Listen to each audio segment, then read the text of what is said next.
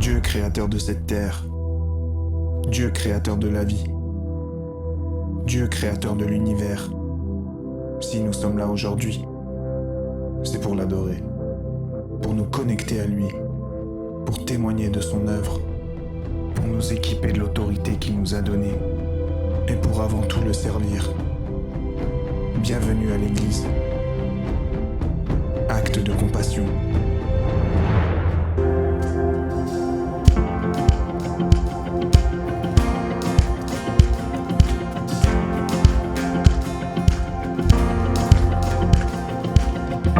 J'ai vu l'ennemi s'effondrer, l'obscurité se dérober.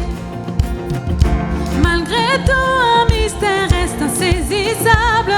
Mon nom est écrit là dans le ciel. J'ai vu sa puissance en action, sa force de résurrection. Ce mystère reste insaisissable. Mon nom est écrit là dans le ciel. Mon chant demeurera éternel. C'est là mon témoignage. Je suis sauvé. Sa grâce a changé ma vie. Je chanterai par Jésus mon Rédempteur, justifié. Voilà mon témoignage, voilà mon témoignage. Oh, oh, oh, oh, oh, oh, oh.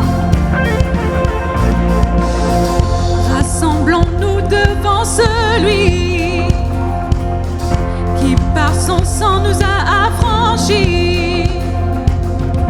Adorons le Père, le Fils, le Saint-Esprit.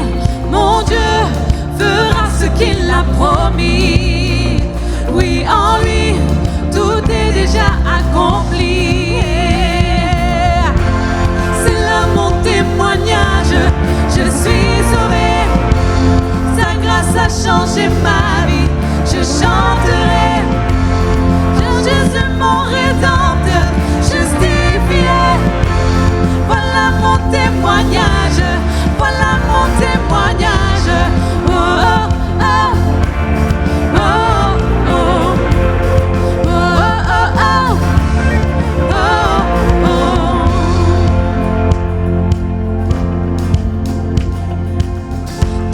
Je vis, tu agis.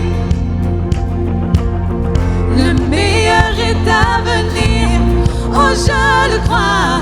Tant que je vis, oui, tu agis. Déclare-le. Hey, le meilleur est à venir. Oui, je le crois. Tant que je vis, oui, tu agis. Hey, oh, le meilleur est à venir. Oui, je le crois. Que je vis, tu agis, Seigneur. Le meilleur est à venir, oui, je le crois.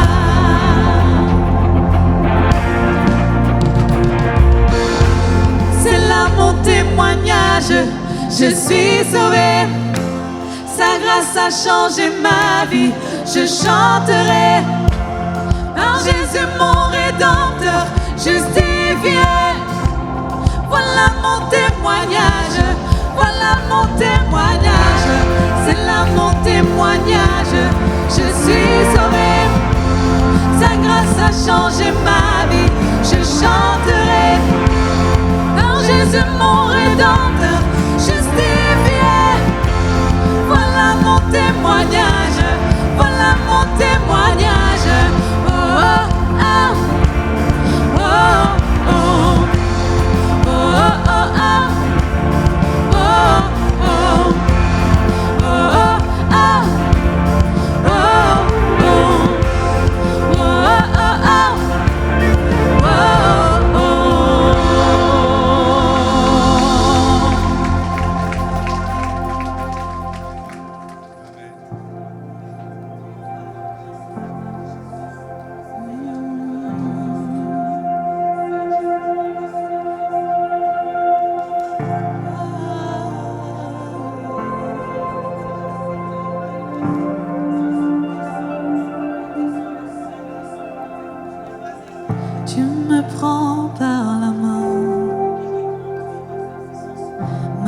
m'invitant à marcher vers les hauteurs, jusque dans le sein, tout près de ton cœur.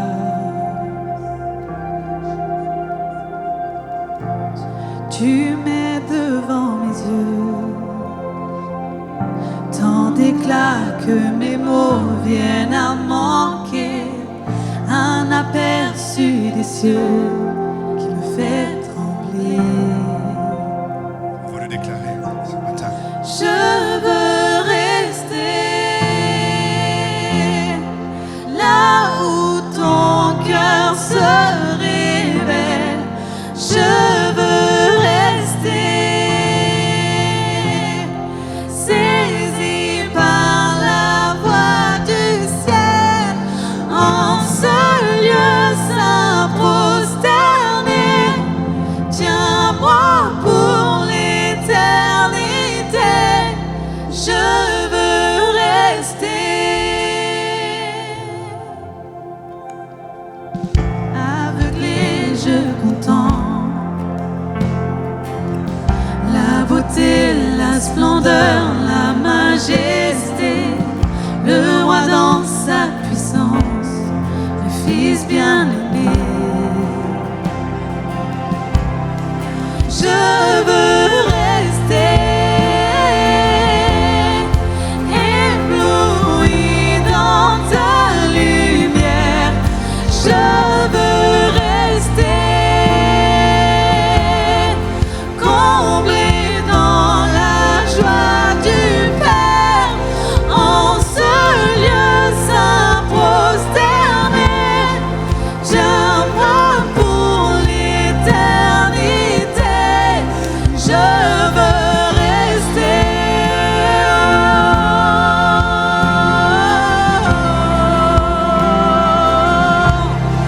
Je veux rester.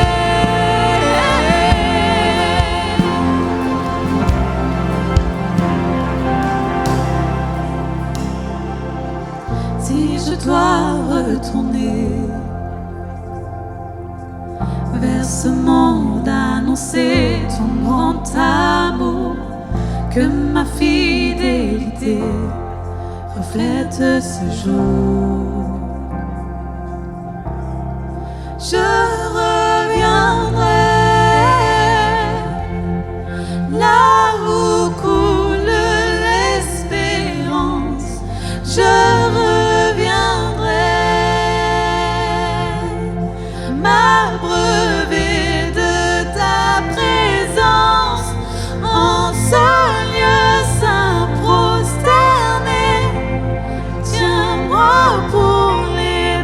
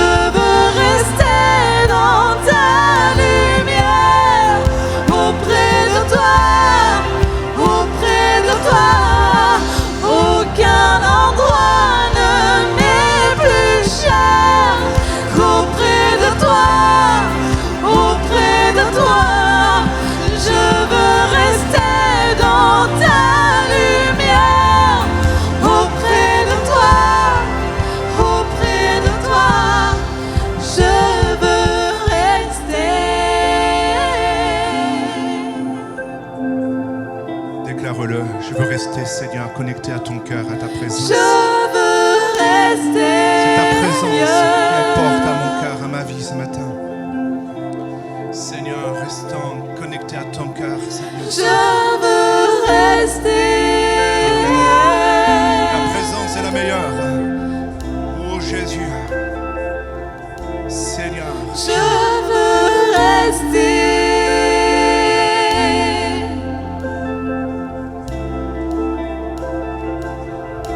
Déclare-le ce Je matin. veux rester là où ton cœur se révèle. Je veux rester saisi par la voix du ciel en ce lieu saint prosterné. Tiens-moi pour l'éternité.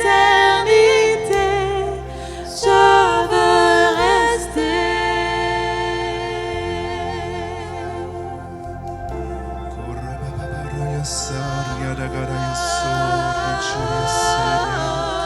Adorons Jésus.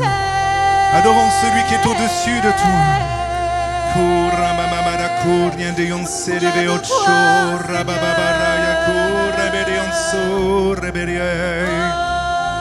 Adore Jésus. Célèbre ton roi. Célèbre celui qui est au-dessus de toi. Seigneur, ce qui importe, c'est ton cœur, Seigneur. Alléluia, c'est de vivre l'expression de ta fidélité, de ton amour dans mon cœur et dans ma vie par le Saint-Esprit. Je veux rester, Seigneur, dans ta présence. Seigneur, ta présence est réconfortante. Ta présence, Seigneur, apporte la consolation. Ta présence apporte la joie, Seigneur.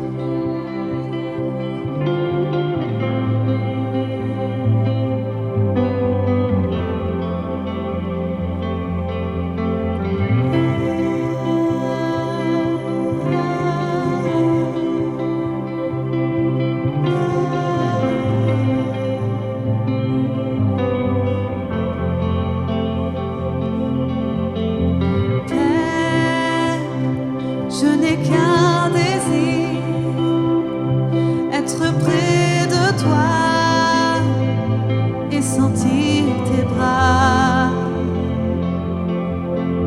Père, tu as envoyé ton Fils bien-aimé pour quiconque croit. Saint-Esprit,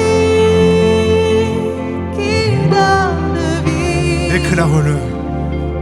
Ranime en moi. Que ce soit ta prière ce matin. Ce feu pour toi. Saint-Esprit,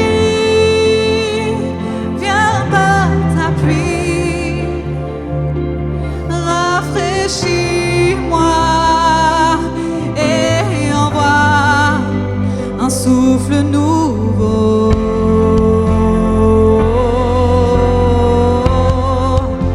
Un souffle nouveau,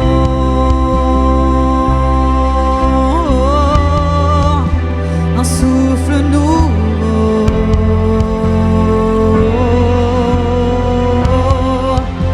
un souffle nouveau.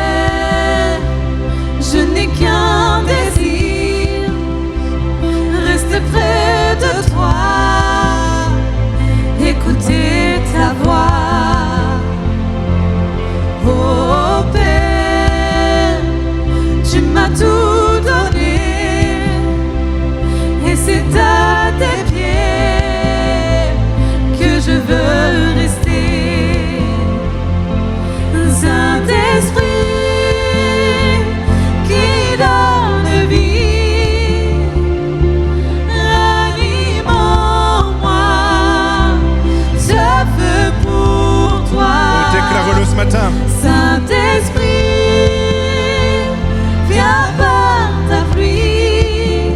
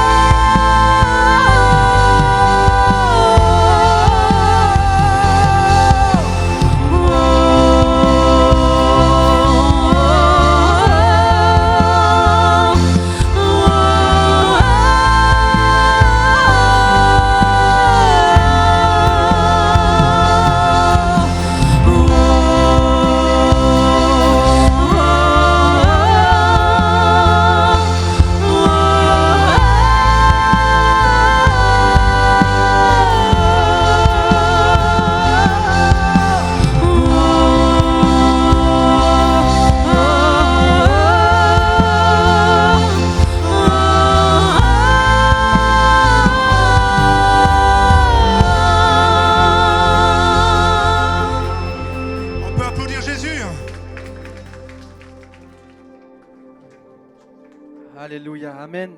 Elle est bonne la présence de Dieu. Déjà, je voudrais saluer tous ceux et celles qui nous ont rejoints en cours. Soyez le et la bienvenue à l'église Acte de Compassion. Et ce matin, on veut dire merci aussi à l'équipe de louanges. Alléluia, c'est une grâce d'avoir une équipe de louanges dans une église. Il y a des églises qui se retrouvent sans rien et nous, on a la grâce d'avoir une équipe qui est là pour nous apporter ces moments de louange dans la présence de Dieu. On peut les applaudir quand même. Je voudrais aussi saluer tous ceux et celles qui nous suivent sur Internet, sur YouTube maintenant. Comme vous le savez, on a un lien YouTube, Église, Acte de Compassion de Mâcon pour suivre le culte en direct. Et je m'adresse à la communauté sur Internet. Bonjour à tout le monde, soyez bénis. Vous avez fait le bon choix ce matin de nous suivre. Amen. Ce matin, je voudrais qu'on prenne un temps pour se saluer. Il y en a qu'on n'a pas vu, il y en a qui sont arrivés en cours de chemin. Et ce matin, je voudrais qu'on salue notre voisin de devant et de derrière. Amen.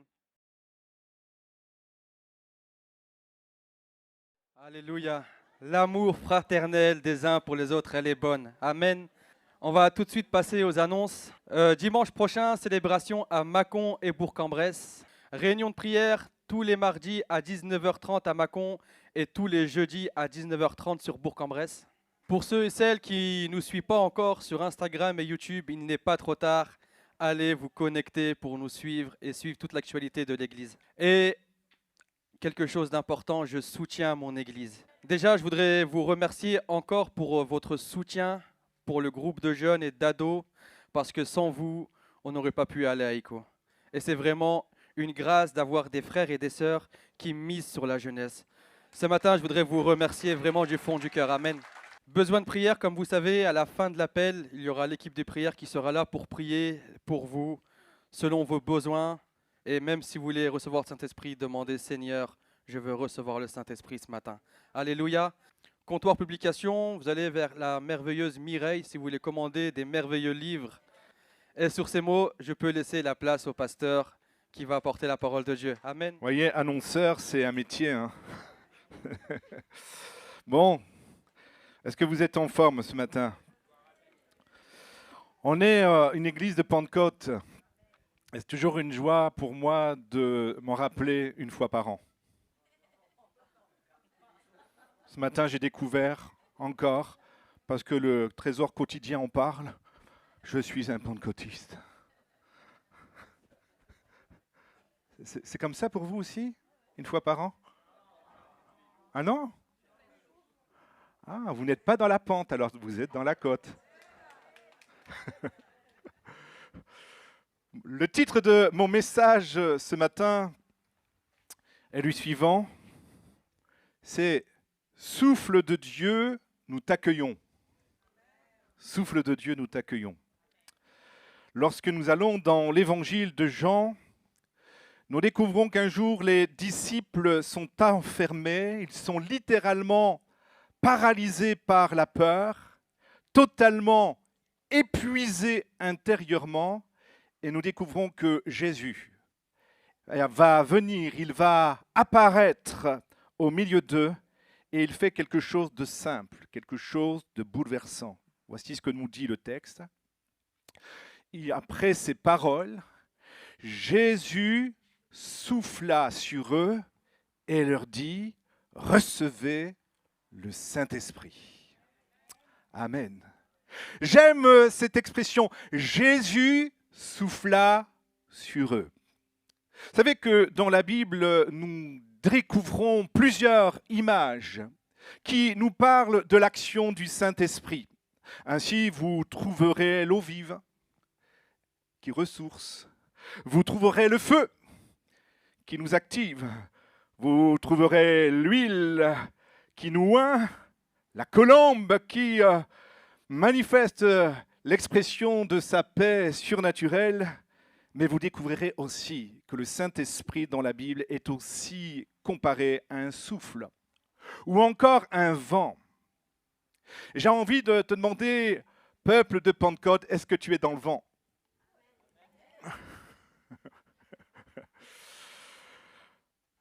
Lorsque nous regardons l'Écriture depuis la Genèse, nous découvrons que le vent, ou encore plus précisément le souffle, est au centre de tout.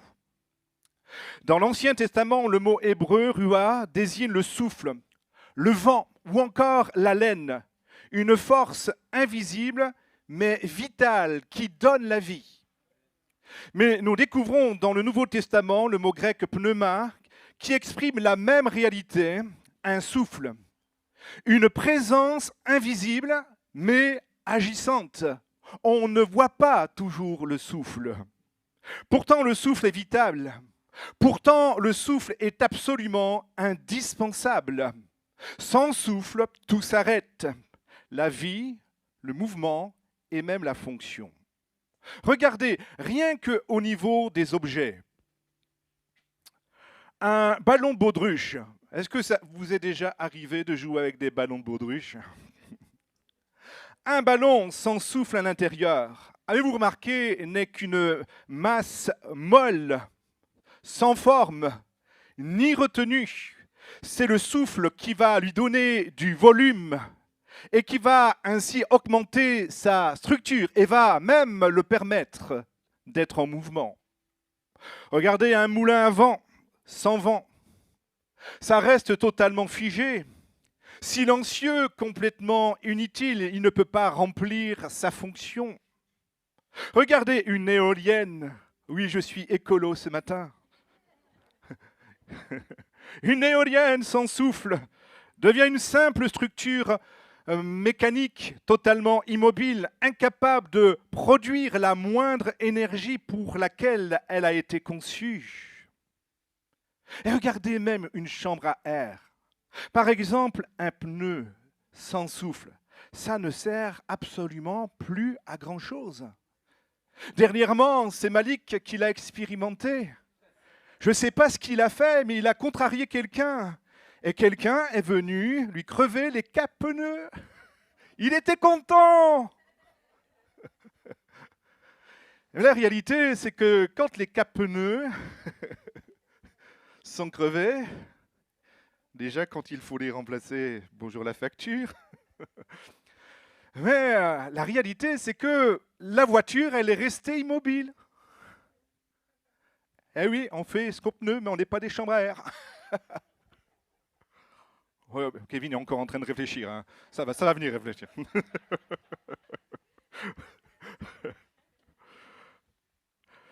Regardez un instrument à vent. Aussi beau soit l'instrument à vent, un magnifique saxophone ou encore une trompette. Eh bien, sans souffle, ça reste un objet décoratif. C'est le souffle qui anime. Et voyez-vous, le souffle, c'est plus que de l'air. Le souffle, c'est une réalité puissante et invisible. Parfois, c'est une simple bouffée d'air qui redonne la vie et le mouvement. Parfois, c'est une force de propulsion, comme le souffle puissant d'un réacteur qui est capable ainsi de lever un avion vers le ciel. Et puis, parfois, c'est une énergie explosive, dont l'effet peut être soudain, intense et impressionnant. Regardez un peu comme la dynamite qui explose et qui souffle tout sur son passage. Dans tous les cas, le souffle, comprenez ceci, transforme l'inerte en vivant, le figé en mouvement et le vide en puissance. Le souffle transforme l'inerte en vivant. Est-ce qu'il y a des vivants ce matin? Le figé en mouvement, faites un mouvement. Et le vide en puissance, un grand amen. C'est vrai pour des objets, combien c'est vrai aussi au niveau de l'être humain et de la vie spirituelle. Le souffle, diapo suivante, c'est ce qui maintient la vie. Quand il diminue, le corps s'affaiblit complètement. Quand il disparaît, on parle d'asphyxie. Dernièrement, c'est Marie-Laure qui a traversé pneumopathie et me soulignait l'angoisse parce qu'elle était en détresse respiratoire. Et spirituellement, c'est la même réalité. Quand le souffle de Dieu s'affaiblit dans notre vie, on est progressivement en détresse. On commence à développer une forme d'asphyxie intérieure. Oh, c'est vrai, il semble que tout continue d'une manière très extérieure, mais intérieurement quelque chose manque d'air. On serre sans vie, on serre sans enthousiasme, on avance sans force, on persévère parfois sans joie réelle. Et si rien ne change, on finit par ralentir. On finit parfois par se refermer et parfois même par s'éteindre. C'est pourquoi il existe aujourd'hui un besoin urgent et vital. Nous sommes aux urgences ce matin. Il faut faire le diagnostic. OK. Et le divin médecin veut nous souligner que nous pouvons recevoir un nouveau souffle. Il veut te mettre tout à nouveau sous oxygène. Toi qui es en train d'étouffer sur le plan spirituel, toi qui es en train de t'éteindre petit à petit, toi qui connais une certaine forme d'asphyxie, car la puissance de l'esprit manifesté dans le livre des Actes n'a pas disparu. C'est le même esprit que Jésus donne encore à l'Église d'aujourd'hui pour vivre, pour servir. Alléluia! Et le faire avec force et avec puissance. Mais il faut le dire clairement. Le Saint-Esprit n'est pas simplement un vent impersonnel, c'est une personne. Et le Saint-Esprit, le divin assistant, veut encore se tenir à côté de toi pour te transmettre son souffle, pour restaurer et redonner la vie à peut-être ce qui maintenant dans ta vie spirituelle semble être éteint. Et j'aimerais te poser une question ce matin. Est-ce que le souffle du Saint-Esprit remplit encore tes voiles? Je repose la question. Est-ce que le souffle du Saint-Esprit remplit encore tes voiles? C'est pas facile la vie chrétienne. Quels sont ceux et celles qui pensent que c'est facile? Ok, on est tous d'accord. C'est pas facile, hein? Et parfois, alors que nous sommes appelés à être poussés par le souffle, l'enthousiasme, la joie débordante, alors que nous devrions être des instruments animés pour rendre gloire à Dieu, alors que nous devrions servir avec passion, il semble parfois que malheureusement ce n'est pas sous le vent et sous les voiles qui reçoivent le vent que nous naviguons.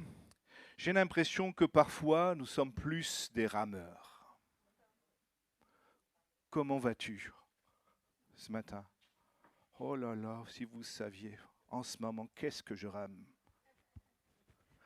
Est-ce qu'il y a des rameurs? Je rame! Imagine un voilier en pleine mer. Le bateau peut être solide, les voiles peuvent être en place, et même tu peux avoir des navigateurs expérimentés. L'équipage est prêt, mais il n'y a absolument pas de vent. Alors on est obligé de prendre les rames. Et on commence à forcer, on commence à s'agiter, on commence à s'épuiser, on se fatigue. On avance, mais on avance avec peine. Pourtant, vous le savez comme moi, un voilier n'a pas été conçu pour avancer à la force des bras. Hello. Il a été conçu pour être porté par le vent. Et ce matin, est-ce que tu réalises que tu as été conçu, peuple de Dieu, pour être porté par le vent? Oh non, la vie est tellement difficile. Si vous saviez. Ouh. les enfants, au boulot, le mari. Ça, c'est juste pour faire plaisir à ma femme. L'épouse. C'est tellement compliqué. Les ados qui partent en vrille. La retraite. J'ai plus le temps pour venir à l'église. Je suis tellement occupé. Oui, parce que c'est la retraite active maintenant aujourd'hui. Hein. Oh, si vous saviez, si vous saviez. Oh, la belle-mère. Ouh. Oh là là là là. On me l'avait prévenu, hein, pourtant.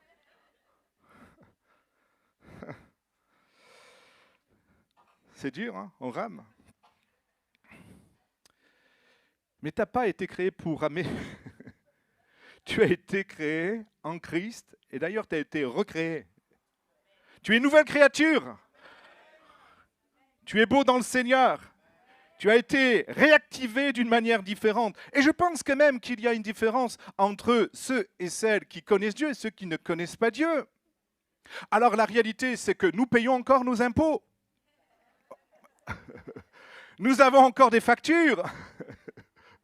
Nous avons encore des problèmes, des soucis. Nous avons encore des combats. Nous avons encore toutes sortes de galères. Mais gloire à Dieu. Dans la galère, nous ne sommes pas avec les rames. Nous sommes avec nos voiles. Ça fait quand même une grande différence. Qu'est-ce que tu en penses, Kevin? Ça fait une grande différence. Beaucoup vivent encore avec la rame, alors que Dieu les appelle à naviguer avec le souffle de l'Esprit. Et la grande question est la suivante. Comment passer d'une vie chrétienne essoufflée à une vie portée et conduite par le souffle du Saint-Esprit? On va garder l'image ou encore la parabole du voilier ce matin. Vous savez que Jésus parlait en parabole. Je vais m'adresser à vous en parabole ce matin. Comment, ce matin, passer d'une vie chrétienne essoufflée à une vie portée et conduite par le souffle du Saint-Esprit? Mon premier point. Relève tes voiles fatigués et reçois un nouveau souffle. Car la réalité, Dieu ne te demande pas de ramer davantage, mais il te demande ce matin de te relever de ta fatigue pour être à nouveau porté par le souffle. Un bateau à voile en pleine mer peut être encore dans l'eau, mais ne plus avancer correctement, parce que parfois, ces voiles peuvent connaître une certaine forme d'usure. Elles ont subi les vents contraires. Et parfois, elles ont perdu leur tension et parfois même les mécanismes qui accompagnent même la voile. Elles ne répondent plus comme avant. Et spirituellement, c'est exactement la même chose. La foi est encore là, mais parfois, elle est complètement affaiblie. La prière existe, mais elle est sans élan. Le service continue, mais il n'y a plus réellement de joie et d'enthousiasme et de conviction intérieure. La marche avec Dieu devient pesante, lourde. On est encore dans le bateau, et ce matin, vous êtes dans le bateau, mais on n'est pas vraiment porté. Oh, mauvais chrétien que vous êtes. Moi, je suis toujours activé. Jamais fatigué. C'est quoi la fatigue?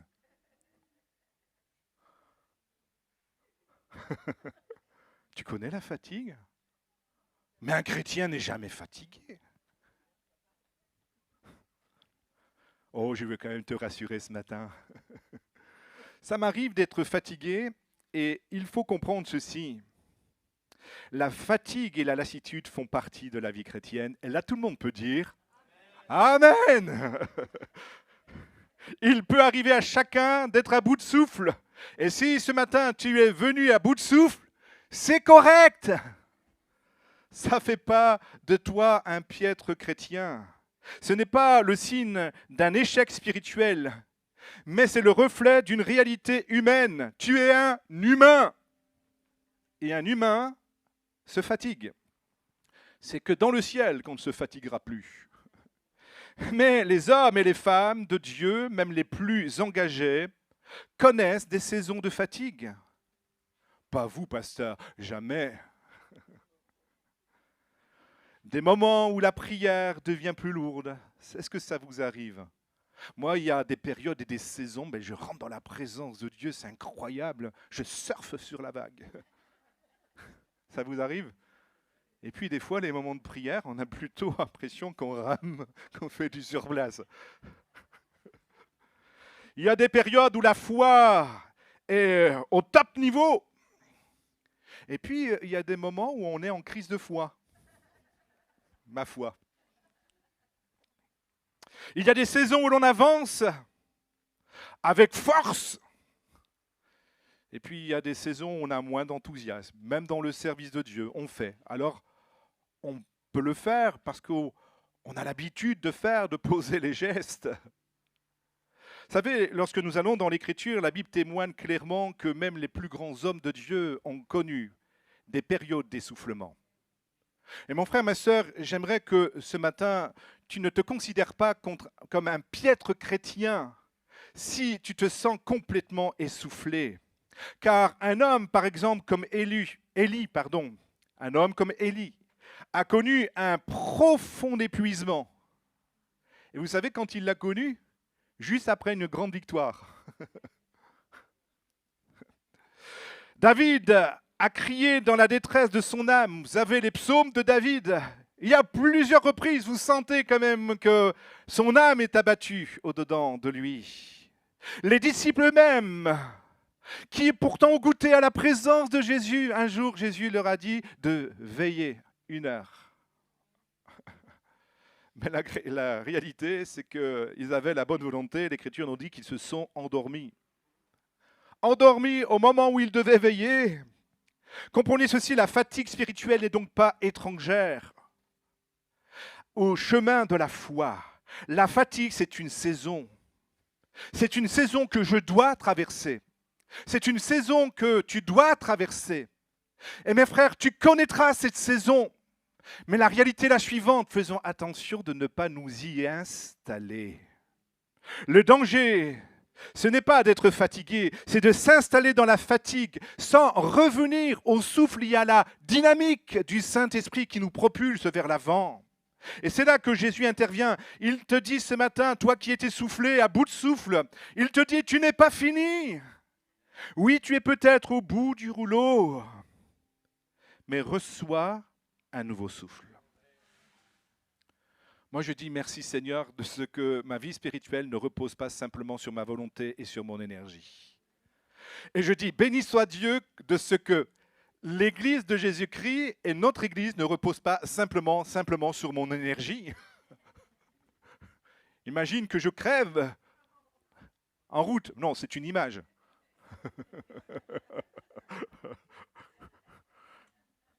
Ainsi, à un moment donné, le bonhomme lui-même n'est plus dans le mouvement. Est-ce que tous les autres vont finir eux-mêmes à se figer?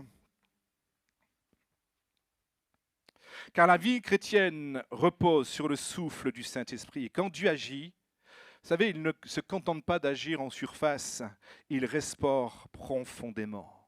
Il est celui qui relève ce qui est affaibli. Il est encore celui qui retend ce qui a été relâché. Il réveille ce qui est endormi, tout le monde dit. Autrement dit, il redonne aux voiles leur capacité de capter le vent. J'ai envie de t'inviter ce matin à véritablement relever les voiles. Est-ce que tu veux relever les voiles? Est-ce que tu veux ce matin connaître un renouvellement dans la présence de Jésus-Christ? Alléluia, c'est une reconnexion réelle avec le Saint-Esprit. Alléluia. Est-ce que ce matin, tu es réellement connecté au Saint-Esprit, au souffle du Saint-Esprit, ou simplement tu es là par habitude? Ce matin, reçois un nouveau souffle. Et pour recevoir un nouveau souffle, il faut revenir sincèrement à Dieu. Il faut se reconnecter à la présence de Dieu. Il faut laisser Dieu raviver ce qui est éteint, accepter d'être renouvelé dans sa relation avec lui. Ce matin, est-ce que tu es connecté au souffle? Est-ce que tu as des moments régulier dans la présence de Dieu, au-delà de l'Église? Est-ce que tu sais aller chercher le souffle divin afin qu'il souffle tout à nouveau dans tes voiles? Relève tes voiles fatigués. Dieu ne te demande pas de forcer davantage, de ramer davantage, mais de relever ce qui est fatigué pour être à nouveau porté par son souffle. Amen. Ce matin, répare tes voiles déchirées pour retenir le souffle de Dieu. Compositionner ceci dans un bateau, ce n'est pas toujours la tempête qui détruit la voile en premier, car la réalité, c'est souvent plutôt le manque d'entretien. Il y a des petites tensions répétées, il y a des frottements invisibles et le temps qui passe met à rude épreuve les voiles. Et c'est pourquoi il faut réaliser que nous sommes appelés à entretenir nos voiles. Parce que petit à petit, la voile s'use, la voile se fragilise. Et elle finit à un moment donné, parce que nous avons manqué de vigilance et que nous n'avons pas apporté à nos voiles les soins nécessaires, il arrive la déchirure. Quand nous cessons de veiller sur notre vie intérieure, comprenez ceci, certaines choses commencent progressivement à abîmer nos voiles.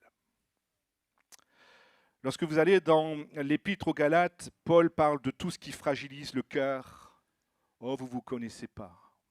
La jalousie, la colère, l'orgueil, le mensonge, les compromis, les disputes, les divisions, les mauvaises habitudes. Et le problème, c'est que lorsque ces choses s'installent, elles ne le font pas d'une manière très brutale. Elles prennent souvent de la place lentement, mais j'ai envie de dire sûrement, tout simplement parce qu'on n'est pas vigilant et qu'on ne fait pas suffisamment le bilan dans la présence de Dieu.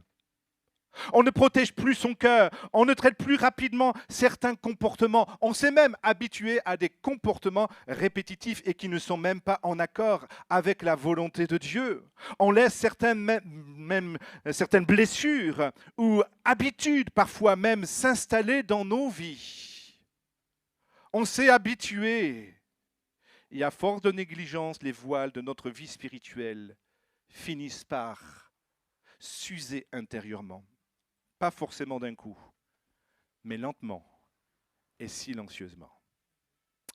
J'aimerais te poser la question ce matin, quelle voile es-tu en train de négliger aujourd'hui? Hello? Quelle voile es-tu en train de négliger aujourd'hui? La voile de la prière? Quand la prière devient rare, la voile commence à se détendre, le dialogue avec Dieu diminue et le cœur, peu à peu, va commencer à perdre de sa sensibilité. Sans entretien quotidien, la voile finit par ne plus capter correctement le souffle quotidien. Comment entretiens-tu la voile de la prière? Peut-être la voile de l'adoration est déchirée, la voile de la reconnaissance. Quand on ne prend plus le temps de remercier Dieu, le cœur devient lourd, il devient même insatisfait. Et cela se traduit parfois même par les plaintes de Jérémie. La louange disparaît et l'espérance s'affaiblit. Une voile sans adoration perd sa capacité de se lever face au vent contraire et de continuer à adorer malgré les circonstances. Peut-être c'est la voile de la parole de Dieu qui est déchirée. On néglige la Bible. Et lorsqu'on néglige la Bible, le bateau finit par perdre la direction. On avance selon ses émotions, ses pensées ou la pression du monde, mais sans la parole de Dieu, sans le souffle dans cette voile. Eh bien, ce qui arrive, c'est qu'à un moment donné, nous dérivons facilement. Peut-être ce matin, c'est la voile de la communion fraternelle qui est déchirée. Quand on s'isole, la voile devient fragile. On perd l'encouragement. On perd parfois aussi la correction, et tout le monde dit. Et on perd le soutien des croyants. Un bateau seul résiste moins longtemps aux intempéries. Peut-être c'est la voile du témoignage. la voile de la sainteté. Quand les compromis s'installent, des déchirures apparaissent alors dans nos voiles et petit à petit, la crédibilité spirituelle finit par s'affaiblir. Une voile percée a du mal à laisser le souffle de Dieu traverser notre témoignage. Peut-être c'est la voile du service déchirée. Quand on cesse de servir, la voile reste pliée. Est-ce que tu as plié la voile ? Ou tu es sur le point de mettre les voiles? La foi devient passive et centrée sur soi-même. Une voile qui ne se déploie plus jamais dans le service finit par ne plus influencer, avancer et impacter. Le voile de la générosité peut être déchiré quand le cœur se ferme. La voile devient rigide. On veut garder au lieu de faire confiance. La main se ferme, la voile se ferme et ne laisse plus circuler librement le vent à travers l'offrande. Peut-être c'est la voile de la foi quand le doute prend toute la place. La voile reste à moitié levée. On finit par résister, on n'avance plus, on recule. Et un bateau ne peut pas profiter pleinement du vent avec des voiles baissées. On ne peut pas vivre le miracle. On ne peut pas vivre le tout est possible de Dieu si la voile de la foi ne capte plus le souffle divin. Alléluia! Voici les signes qui accompagneront ceux qui auront cru. Et nous croyons que nous sommes appelés à vivre et expérimenter le surnaturel de Dieu. Mais lorsque nous acceptons que les voiles de nos bateaux soient déchirés parce que nous n'avons pas su prendre soin de ces voiles dans un domaine ou dans un autre, eh bien malheureusement, nous perdons l'expression de ce que Dieu voudrait faire à travers nos vies. Comprends ceci, Dieu ne veut pas seulement réparer une voile déchirée, il veut t'apprendre à entretenir chaque voile de ta vie spirituelle. Dieu t'appelle à revenir à une vie vivante, connectée et ouverte à son souffle. Et la bonne nouvelle, c'est que dès que l'on revient, le Saint-Esprit nous réactive tout à nouveau. Mon frère, ma sœur, regardez Pierre. Pierre était un homme qui connaissait l'expérience de la présence de Jésus. Mais celui-ci a connu la pression, et sous la pression, il a connu la fatigue. Et vous le savez, comme moi, qu'à un moment donné, il a été question de l'arrestation de Jésus. Il a été lui-même pris par sa peur. Et nous découvrons que sensiblement, il y a commencé à y avoir une déchirure qui s'est manifestée dans sa propre voile. Petit à petit, il est allé même jusqu'au mensonge, il a renié. C'est simplement parce qu'il a cédé à la faiblesse. Résultat, je découvre cet homme avec une voile complètement déchirée. Il a honte, il est dans la culpabilité. Mais ce qui est puissant, c'est que Jésus ne l'a pas laissé dans la déception de sa voile déchirée. Jésus est allé le chercher jusqu'au rivage de sa défaite, là où Pierre même, à un moment donné, avait repris son ancien métier comme pour repartir à zéro, parce qu'il pensait vraiment qu'il était un zéro. Mais sur le rivage de Galilée, Jésus vient dans sa direction. Il ne lui fait aucun reproche. Il commence à s'entretenir avec lui, il lui pose une question, « Pierre, m'aimes-tu » Il y a une conversation qui s'installe. Et dans cette conversation, nous découvrons que Jésus, l'expression de la présence de Jésus, va aussi avoir un effet dans la vie de Pierre, dont la voile a été déchirée. Il lui parle et petit à petit, il est restauré, il est guéri de sa honte et Jésus renouvelle son appel.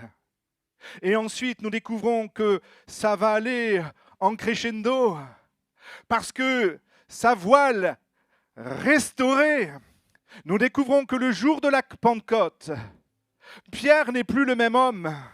Alléluia, parce que le vent va souffler. Le vent va souffler d'une manière nouvelle. Il devient courageux, il devient solide, il devient rempli du Saint-Esprit. Et celui qui fuyait, celui qui sous la peur avait littéralement déchiré sa voile, celui qui avait fait marche arrière concernant sa propre vocation, se pensant être un nul, est tout à nouveau réactivé. Et regardez comme il est réactivé. Rempli du Saint-Esprit, il est capable de parler avec puissance à des foules. Alléluia!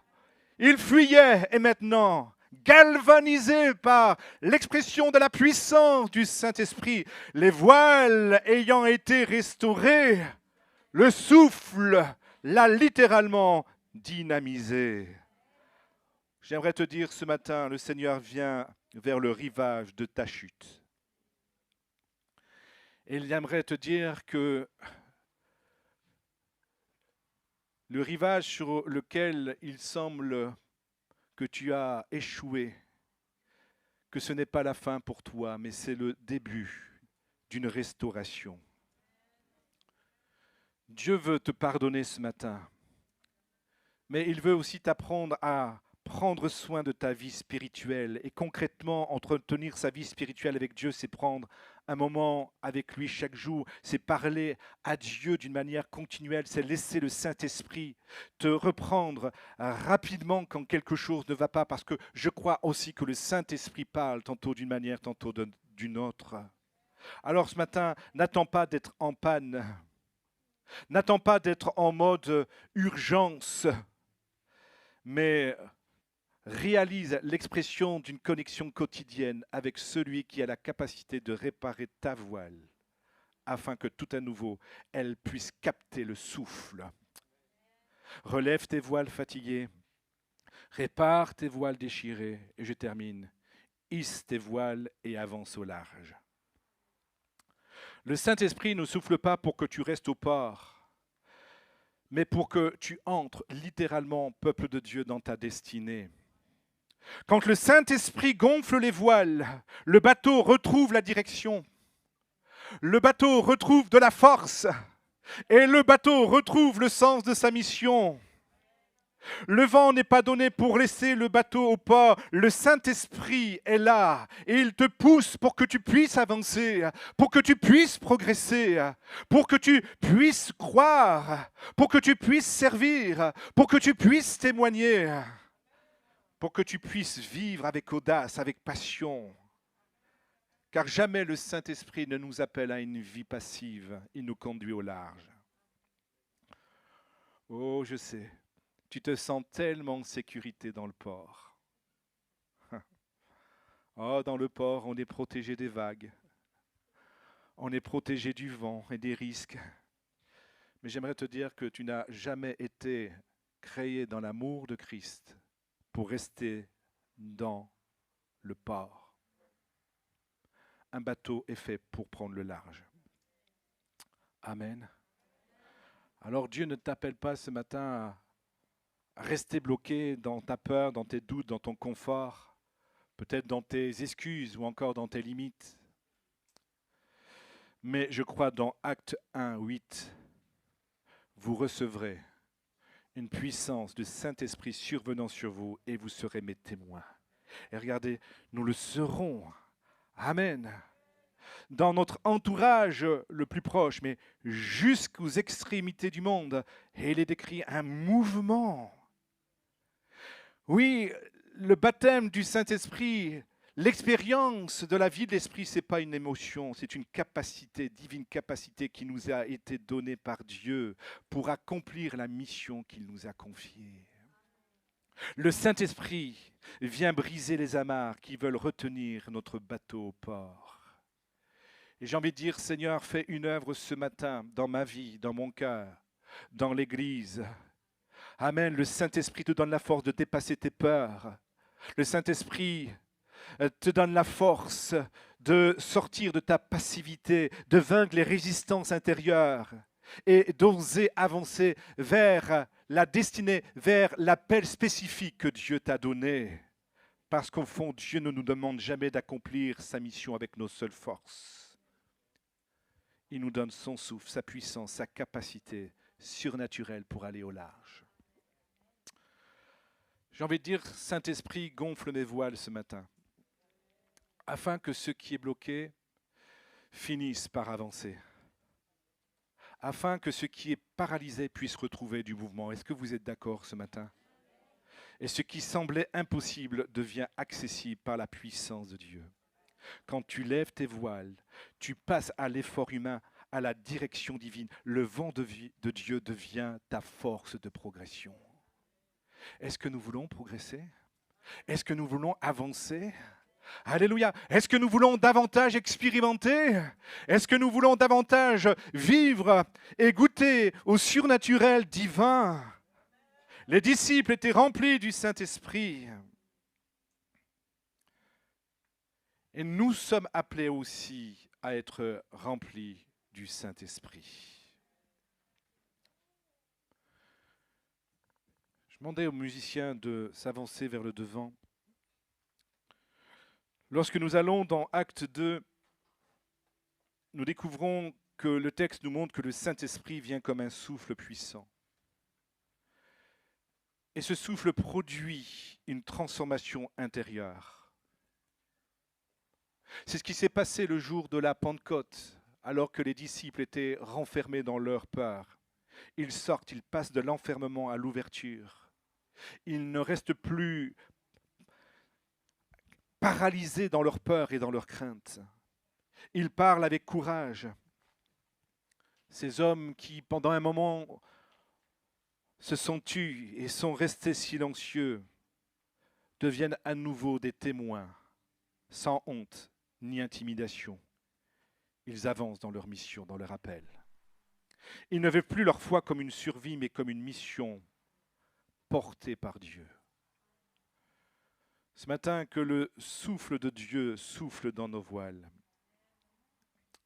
Amen. C'est un choix essentiel ce matin. Nous ne voulons pas rester amarrés dans nos vieilles habitudes ou dans nos peurs, mais nous voulons vraiment que le Saint-Esprit ce matin vienne souffler sur nos vies. Amen. Je conclus ce matin. Le souffle de Dieu souffle encore aujourd'hui. Nous avons besoin de cette dynamique du Saint-Esprit. Et ce matin, peut-être que tu es venu avec tes voiles fatigués, tu es à bout de souffle. Est-ce que tu veux vivre l'expérience de la présence de Jésus qui renouvelle ce matin? Alléluia. Est-ce que tu as besoin d'être réactivé par le souffle divin? Répare tes voiles déchirées pour retenir le souffle de Dieu. Dieu veut t'apprendre ce matin, il veut renouveler cette vérité que ça t'appartient à entretenir tes voiles. N'accepte pas que certaines voiles sont en mauvais état. Décide de t'attaquer aux déchirures, quelle que soit la déchirure, quelle que soit la voile qui a été déchirée. Avec la grâce de Dieu, Amen, passe par une phase de restauration et Dieu veut t'aider. Et hisse tes voiles pour avancer au large avec le Saint-Esprit, parce que le Saint-Esprit veut te conduire à une dimension tellement plus grande, peuple de Dieu. Il y a tellement plus à vivre, il y a tellement plus à réaliser, il y a tellement plus à expérimenter. Et nous voulons encore être cette Église qui, animée par la dynamique du Saint-Esprit, alléluia, avance, progresse dans la direction de ce que Dieu a prévu pour nous. Amen. On veut se lever ce matin. Nous sommes là, Seigneur, dans ta présence, Jésus. Et nous croyons à ta présence qui nous active ce matin. Nous croyons encore à ta présence, Seigneur, qui change tout. Alléluia. Oh, gloire à Jésus. Merci, Seigneur.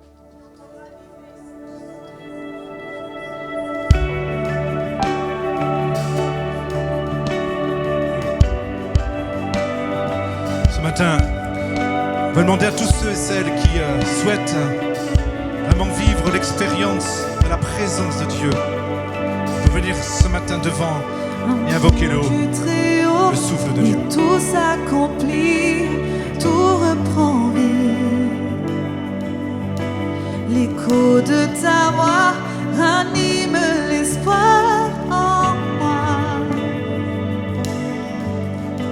Ta grâce apparaît quand ma vue faiblit, tu me conduis. Le creux de tes bras apaise la crainte en moi. Toi seul peux calmer les mers, me porter dans le désert. Souffle sur moi, Saint-Esprit.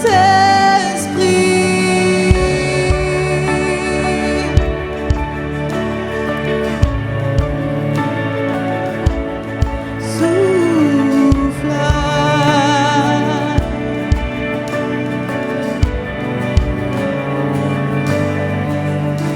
Tu viens rassasier mon âme assoiffée par ta bonté. Je ne tremble pas car ton regard est sur moi. Tu tiens dans ta main mon souffle de vie, ce que je suis. Tu es toujours là pour me serrer contre toi. On déclare. Toi seul peux calmer les mers, me porter dans le désert. Souffle sur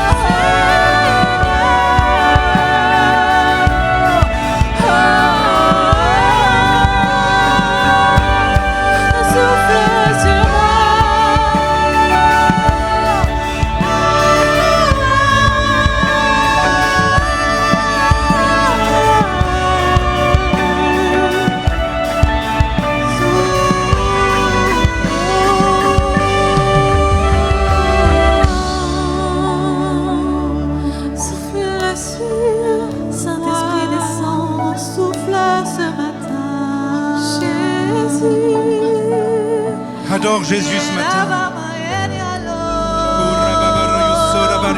Élevons nos voix tous ensemble. Adorons Jésus en langue ce matin.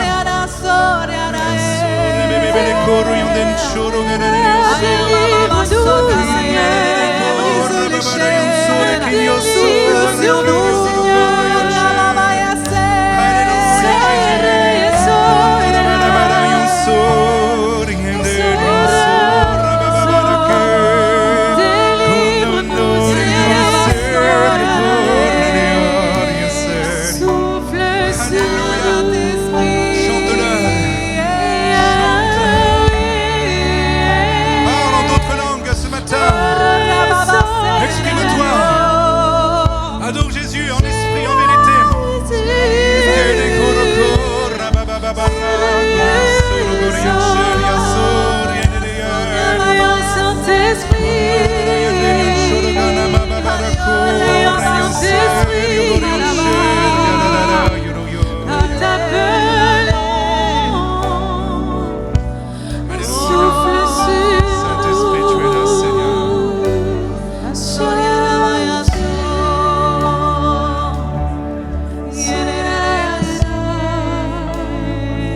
Saint-Esprit de Dieu, viens, Seigneur.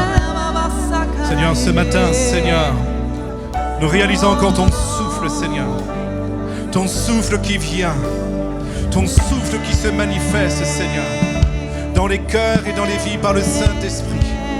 Seigneur, oh Dieu, tu vois les voiles fatiguées qui se relèvent en toi, les âmes que tu réactives en toi par le souffle. Alléluia, tu renouvelles dans ta présence, tu redonnes de la force et du courage. Alléluia, tu vois, Seigneur, les voiles déchirées à bien des niveaux, Seigneur. Mais nous sommes là, Seigneur, et nous croyons encore que tu viens vers chacun dans le rivage de sa déception. Alléluia, et tu es encore celui qui restaure, tu es encore celui qui guérit. Alléluia, Seigneur, tu es encore celui qui répare. Au nom de Jésus-Christ, alléluia, tu vois ceux qui étaient arrêtés aux portes, Seigneur, tu les actives par le Saint-Esprit ce matin. Et tu les conduis, Seigneur, dans le rappel, dans ce qu'ils sont appelés à faire et à accomplir pour toi. Jésus.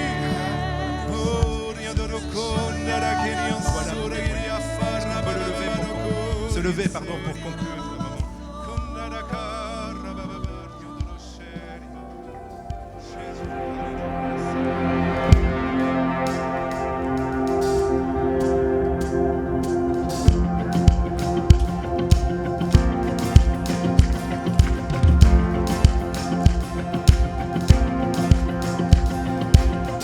J'ai vu l'ennemi s'effondrer, l'obscurité se dérober. Malgré tout, un mystère reste insaisissable. Mon nom est écrit là dans le ciel. J'ai vu sa puissance en action, sa force de résurrection. Pourtant ce mystère reste insaisissable. Mon nom est écrit là dans le ciel. Mon chant demeurera éternel. C'est là mon témoignage, je suis sauvé. Sa grâce a changé ma vie, je chanterai par Jésus mon Rédempteur, justifié. Voilà mon témoignage, voilà mon témoignage. Oh, oh, oh, oh, oh, oh, oh. Rassemblons-nous devant celui qui par son sang nous a affranchis. Adorons le Père, le Fils, le Saint-Esprit. Mon Dieu fais ce qu'il a promis. Oui, en lui, tout est déjà accompli.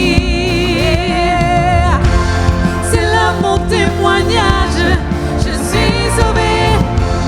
Sa grâce a changé ma vie, je chanterai par Jésus mon Rédempteur, justifié. Voilà mon témoignage, voilà mon témoignage.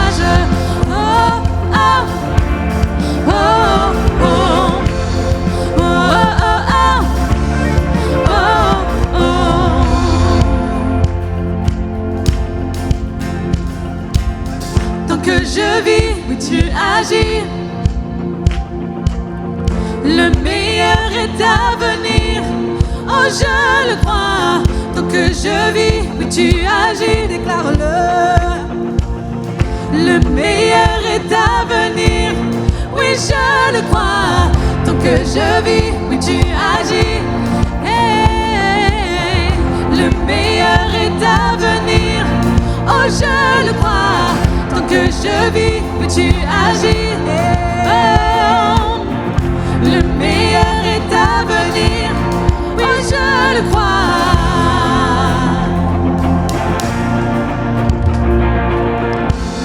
C'est là mon témoignage, je suis sauvé. Sa grâce a changé ma vie, je chanterai. Par Jésus mon Rédempteur, justifié. Déclare-le ce Voilà matin. mon témoignage, voilà mon témoignage. C'est là mon témoignage, je suis sauvé. Sa grâce a changé ma